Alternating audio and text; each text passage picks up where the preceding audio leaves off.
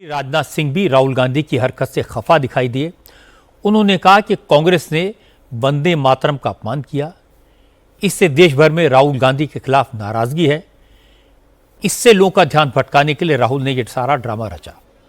राजनाथ सिंह ने कहा कि राहुल कुछ भी कर लें, लेकिन वंदे मातरम का अपमान करके कांग्रेस ने जो पाप किया है वो आसानी से धुलने वाला नहीं है। संसद से पारित कानून को मानने से इनकार करना कांग्रेस को महंगा पड़ेगा। कांग्रेस द्वारा वंदे मातरम का सम्मान करने से औपचारिक रूप से न केवल इनकार करना बल्कि सीधे सीधे विरोध करना अत्यंत दुर्भाग्यजनक और संवैधानिक दृष्टि से बहुत गंभीर विषय है। भारत के संविधान के अनुसार संसद देश का सर्वोच्च संस्थान है और संसद से पारित कोई भी कानून हर व्यक्ति के लिए बाध्यकारी है। यदि कोई इसे मानने से मना करता है तो निश्चित रूप से संविधान के प्रति उसकी निष्ठा संदेह के घेरे में आ जाती है। और यदि राष्ट्रगीत का सम्मान करने से कोई मना करता है तो उसकी देशभक्ति पर भी सवालिया निशान स्वाभाविक रूप से लग जाता है। कांग्रेस 1937 के जिस प्रस्ताव की बात करती है वह कांग्रेस ने मुस्लिम लीग की कट्टरपंथी मांगों के आगे नतमस्तक होकर पारित किया था और उसका खामियाजा भविष्य में देश को विभाजन के रूप में झेलना पड़ा था। कट्टरपंथी तत्वों के आगे समझौता करना हमेशा देश के लिए घातक सिद्ध हुआ है और आज कांग्रेस जब कट्टरपंथी तत्वों के आगे उसी प्रकार समर्पण कर रही है, यह देश के भविष्य के लिए मैं मानता हूं यह गंभीर खतरे का संकेत है।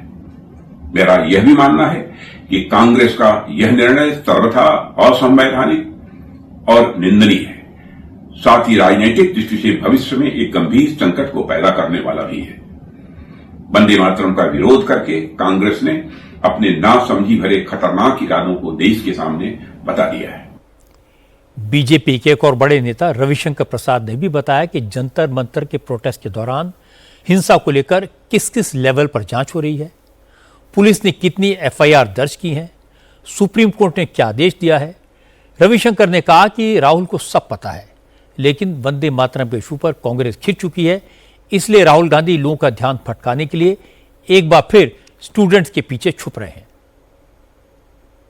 हमारी आशंका है और आरोप दोनों है कि वंदे मातरम पर जो कांग्रेस पार्टी ने स्टैंड लिया उसमें कांग्रेस पार्टी फंस गई है और देश के सामने यह संदेश चला गया है कि कांग्रेस पार्टी जो 37 में थी मुस्लिम परस्ती के दबाव में, वही है 2026 में, जब उस समय के मुस्लिम लीग के दबाव में कांग्रेस पार्टी ने वंदे मातरम के 5 स्टैंजा के बजाय 2 स्टैंजा गाने का निर्णय किया था। इसका भारी विरोध हुआ था। तो ये सब वो फंस रहे हैं, रोज तो फंस रहे हैं, तो ध्यान कैसे बटाया जाए तो अब ये अराजकता कर रहे हैं, इसके हम बहुत ही भर्त्सना करते हैं। जब बीजेपी की तरफ से चौतरफा हमले हुए तो मल्लिकार्जुन खड़गे ने राहुल गांधी का बचाव किया। खड़गे ने कहा कि अगर सरकार ने छात्रों से किए गए वादे पूरे किए होते तो ये नौबत ना आती। उन्होंने कहा कि सरकार ने पिछली बार ये वादा किया था कि जांच करके ये बताएगी कि छात्रों पर पैलेट गन के इस्तेमाल का आदेश किसने दिया, लेकिन बाद में सरकार अपनी बात से पलट गई, इसीलिए राहुल गांधी को धरना देना पड़ा। जिसके शरीर में सब जो पैलेट बुलेट्स हैं, छर्रे हैं, वो अभी है और गवर्नमेंट ने कहा था जो लोग गलती की हैं उन पर एक्शन लेंगे। गवर्नमेंट जो कहती है वो करती नहीं। आखिरी में हमको ऐसे स्टेप लेना पड़ता है लोगों के लिए, छात्रों के लिए, हम वो स्टेप ले रहे हैं। मुझे हैरानी है कि पुलिस को एक विक्टिम की शिकायत पर एफआईआर दर्ज कराने में क्या प्रॉब्लम थी, इसमें इतनी देर लगाने की क्या जरूरत थी। राहुल गांधी को एक अच्छा खासा इशू देने की क्या आवश्यकता थी।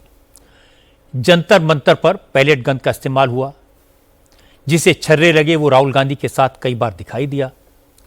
पैलेट गन किसने चलाई, क्यों चलाई, किसने आदेश दिया, ये सब इन्वेस्टिगेशन में पता चलेगा, लेकिन अब तक तो जांच हो जानी चाहिए थी। ये कोई इतना बड़ा सीक्रेट नहीं है जिसका पता न लगाया जा सके। एफआईआर दर्ज कराने में देरी ने राहुल गांधी को एक अवसर दिया और एफआईआर दर्ज होने के बाद उन्हें इसको अपनी भारी जीत बताने का मौका दिया।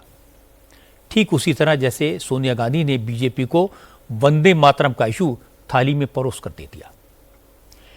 इंटरेस्टिंग बात यह कि आज झारखंड में छात्रों के आंदोलन को लेकर राहुल गांधी से कई बार सवाल पूछे गए, लेकिन राहुल गांधी ने झारखंड के नौजवानों के बारे में एक लफ्ज नहीं कहा।